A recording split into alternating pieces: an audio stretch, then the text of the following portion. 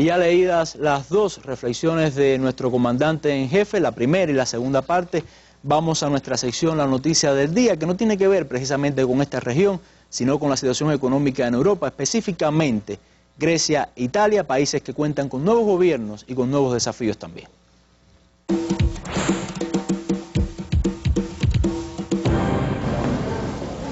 En pocos minutos las televisiones italianas mostraron dos trayectorias divergentes, diversos retos, distintos estilos. Mario Monti, reservado, prudente, atento a la compostura, comparecía ante la prensa para decir escuetamente que Italia tiene que recuperarse.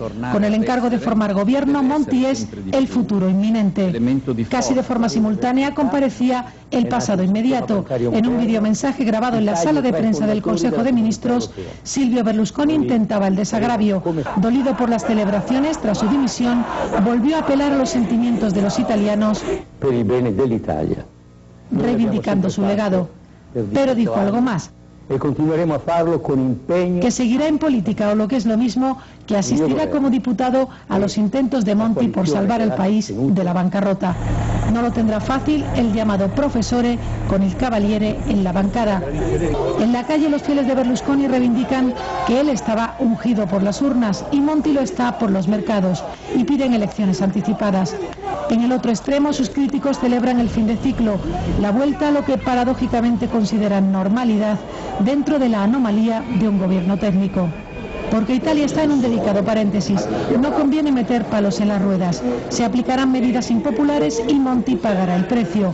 Habrá que ver el efecto de esas medidas sobre las urnas, con la fragilidad de la memoria y Berlusconi a la espera. Parece que la calle no dará mucha tregua al nuevo gobierno griego. Algunos atenienses preparaban esta mañana nuevas protestas previstas para el jueves contra las medidas de austeridad que dentro de unas horas presentará el nuevo primer ministro Lucas Papadimos. La gente está en contra de este gobierno como contra el anterior y lucharemos con huelgas y otras acciones para derrocarlo. No esperamos nada de este gobierno de los banqueros. Hay cierto optimismo de que algo va a mejorar, pero yo no me lo creo. Después de explicar el programa de gobierno, comenzará un debate parlamentario que concluirá el miércoles con una votación de confianza. A Papadimos lo apoyan en principio 254 de los 300 parlamentarios griegos, pero habrá que esperar al recuento de votos. Conocido el resultado, el viernes volverán a Atenas los representantes de la llamada Troika, Unión Europea, Fondo Monetario Internacional y Banco Central Europeo, para supervisar las finanzas públicas griegas y decidir si desbloquean el sexto tramo de ayudas para el país. La bolsa de Atenas acumulaba este mediodía pérdidas de en torno al 1% y la prima de riesgo de la deuda pública griega continúa por encima de los 2.600 puntos básicos. Mientras, el presidente Zapatero ha enviado un telegrama a Papadimos en el que le muestra su apoyo ante los sacrificios que deberá hacer Grecia para cumplir con las reformas del plan de ajuste. Y ya conocida nuestra noticia del día, les propongo entrar en el tema que nos ocupa en la tarde de hoy. Vamos a comenzar por Irán, país que, como conocen los amigos televidentes, ha sido amenazado con una guerra por parte de Israel y Estados Unidos. Vamos a actualizarnos de lo último, de las últimas reacciones en torno al caso, con el siguiente reportaje de la cadena de televisión rusa Today. La bomba iraní estalló antes de que fuera creada. Las potencias occidentales están preparando sanciones unilaterales sin precedentes, tras que el Organismo Internacional de Energía Atómica denunciara que la República Islámica trabajó en la elaboración de armas nucleares hasta el 2003, o incluso continuó sus intentos hoy en día. Estamos buscando vías adicionales para ejercer presión sobre Irán. Trabajaremos sobre el asunto con nuestros socios y aliados. Mientras tanto, hay los que van más allá de las nuevas restricciones económicas. Aún antes de la publicación del informe del OIEA, el presidente israelí Shimon Peres admitió que una ofensiva contra Teherán es más probable que una solución diplomática. Y según fuentes en el servicio de inteligencia británico, este ataque con apoyo de Estados Unidos podría ocurrir a finales del año. Sin embargo, los expertos afirman que las consecuencias de tal paso serían apocalípticas. Las consecuencias no son terribles, son apocalípticas. Podría ser el inicio de una tercera guerra mundial, simplemente porque Irán es el país fundamental de la intersección entre el sudoeste del Asia, el Asia central, el Mediterráneo, el Golfo Pérsico y todas las otras partes de Asia. A su vez, Moscú también ha intervenido advirtiendo contra una retórica peligrosa que amenaza la estabilidad en todo el Oriente Medio. Desde el principio, la Cancillería rusa criticó el informe del OIEA al afirmar que consta de hechos conocidos, a los que deliberadamente se les atribuyó un carácter políticamente matizado. Además, el ministro de Asuntos Exteriores, Sergei Lavrov, recordó los ejemplos de otros países de la región, donde la intervención militar resultó ser injustificada y solo empeoró los problemas. No es la primera vez que las autoridades de Israel mencionan los posibles ataques contra Irán. Lo comprobamos cada vez que vimos cómo se solucionan los problemas relacionados tanto con Irán como con Irak o Afganistán, lo que actualmente sucede en otros países de esta región. La intervención militar conduce tan solo a una repetida multiplicación de víctimas. Asimismo, Moscú y Pekín han mostrado su disposición a vetar en la ONU nuevas sanciones contra Teherán, por las que aboga la diplomacia europea y norteamericana. Mientras tanto, el representante iraní se ha mostrado perplejo ante la decisión del OIEA de publicar el informe sin prestar atención a la intención de su país de aclarar todas las dudas del organismo. Para aclarar todas estas dudas, hemos permitido que los inspectores de la agencia internacional visiten esta instalación militar iraní. Ellos mismos han elegido el lugar que querían visitar y les hemos llevado hasta allá para que lo vean. Allí efectivamente han visto algunas cabinas de metal, pero no son laboratorios para investigaciones nucleares, sino servicios higiénicos para las tropas. El hecho de confundir los laboratorios nucleares con aseos podría ser una buena broma, si no se tratara de un posible conflicto que incendiaría todo Oriente Medio. Sin embargo, parece que esta perspectiva no asusta a los que apuestan por una mano dura hacia Irán. Bueno, sin duda es un extenso y completo reportaje de la cadena Russia Today que nos va a servir de base para el análisis que vamos a hacer en la tarde de hoy. Y muchos analistas, Moisés, incluido nuestro comandante en jefe Fidel Castro Ruz, habla de las consecuencias a nivel internacional, pero comenzando por las consecuencias regionales que tendría un ataque contra Irán. De eso hemos hablado otras veces en la mesa redonda, sin embargo, han surgido informaciones nuevas que reafirman esta tesis, sobre todo con los países muy cercanos a Irán y en los cuales Estados Unidos tiene conflictos militares, como es Irak, Afganistán. A fuerte sincero, ante todo, buenas noches a la audiencia de la mesa redonda. A fuerte sincero debo decirte, Oliver, que cada vez, cuanto más pienso en esta situación, más me percato de que resulta un montaje. Voy a referirme a un hecho significativo, puramente semántico, pero que describe la situación. Poco antes de la invasión y ocupación, posterior ocupación de Irak por Estados Unidos, el presidente Bush dijo, cito, hay algo oculto en el tema atómico en Irak. Ocurrió la invasión, ocurrió la ocupación, no se encontró ningún rastro de nada. Yo recuerdo que una comisión de esta misma agencia internacional u organismo internacional de energía atómica decía haber encontrado rastros en unas instalaciones de uranio enriquecido, que era lo que se necesitaba para construir el arma atómica.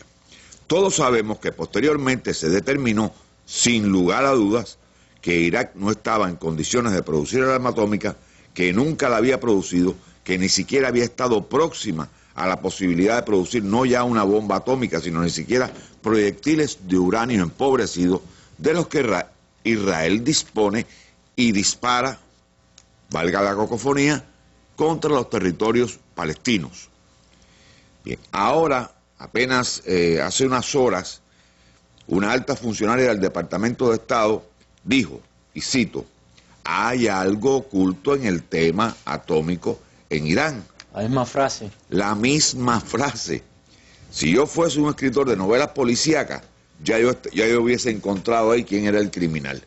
Y lo que se prepara, obviamente, es un golpe preventivo. Yo no creo que los Estados Unidos, Israel tampoco, Israel menos, esté en condiciones de comprometer personal de tierra, como pasó en Libia. Tampoco comprometieron personal de tierra.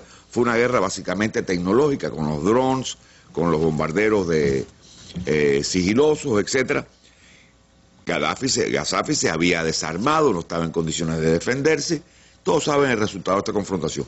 Creo que un golpe llamado quirúrgico contra las centrales termonucleares iraníes no está fuera del paisaje. Lo han dicho. Yo creo que existe la voluntad, yo creo que existe la intención y sobre todo existe la necesidad geoestratégica, que creo que es lo sustantivo en este caso, de contener a Irán, un país al cual ya se le aplicaron sanciones, y si miramos el mapa vemos la importancia de la posición geográfica de Irán.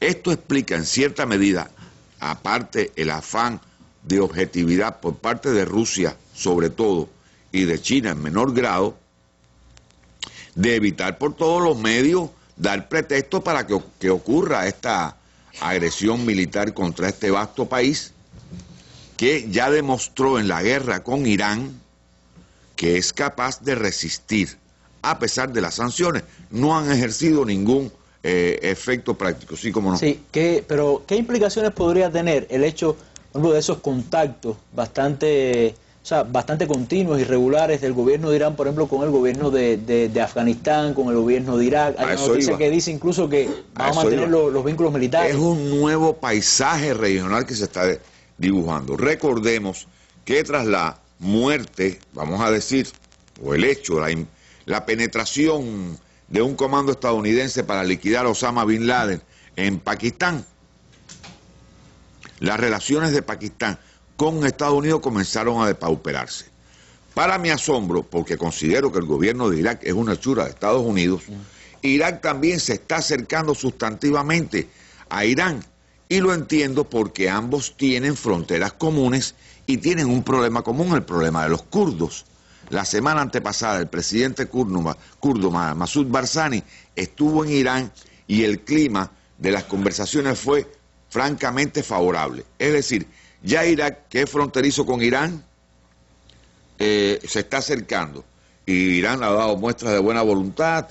Recuerdo que hubo un show con unos diplomáticos, secuestraron a unos diplomáticos iraníes porque decían que estaban espiando en Irak. Todo resultó otra hechura más contra la República Islámica. Pakistán tiene esta espina clavada con los Estados Unidos.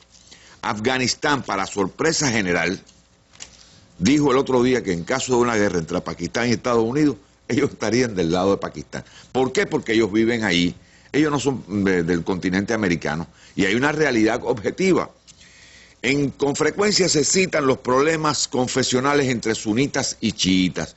Yo creo que es en ocasiones excesivo esto.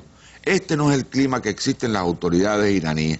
Como dije aquí el otro día, estuve allí en una reunión en la que estaban bastantes musulmanes sunitas. Y como ocurrió incluso en Bahrein, que dijeron, bueno, pero las protestas, estas son de los chiitas. Dijeron, no, estas protestas no son de los chiitas y son de los sunitas y son de todo el mundo, porque no queremos a este monarca. Es decir, que hay un contexto regional significativo que hay que tomar en cuenta, que yo pienso que sería sabio que Estados Unidos tomara en cuenta, aunque dudo de la cordura de Israel, y ya hay desde mediados de año un alto ex oficial CIA dijo que Israel se proponía provocar un conflicto grave en la zona y arrastrar a los Estados Unidos a este conflicto. Por otra parte, recuerden que Estados Unidos necesita reforzar a sus aliados del Golfo Pérsico, por supuesto en detrimento de Irán. Creo que estos son hechos que hay que tener en cuenta. Bueno, muchas gracias, Moisés.